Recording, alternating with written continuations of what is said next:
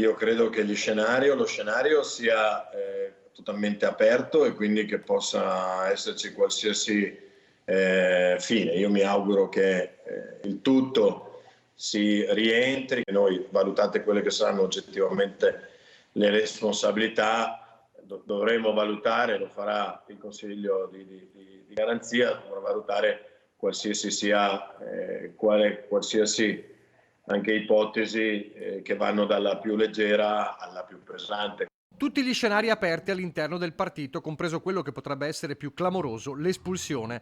Lo dice con amarezza il coordinatore veneto di Fratelli d'Italia, perché Gio Formaggio è un amico, ma, lo ribadisce fin da subito, Milena Cecchetto in questo caso è una vittima, qualunque sia la portata effettiva dell'accusa. Il caso ha già fatto danno mediaticamente. La sospensione degli incarichi regionali e provinciali del partito potrebbe essere soltanto il primo passo, anche se la speranza in casa dei meloniani è nella sepoltura dell'ascia di guerra. Sembra tuttavia difficile vista la posizione netta di Milena Cecchetto, che fa intendere di volersi muovere anche per altre vie, non soltanto politiche. Nessun passo indietro, anzi rincara: Formaggio mi molesta da anni. Tutti abbiamo la grandissima necessità di sapere cosa è avvenuto, di fare un approfondimento serio e poi eventualmente di valutare anche altre prese di posizione. Credo che sia importante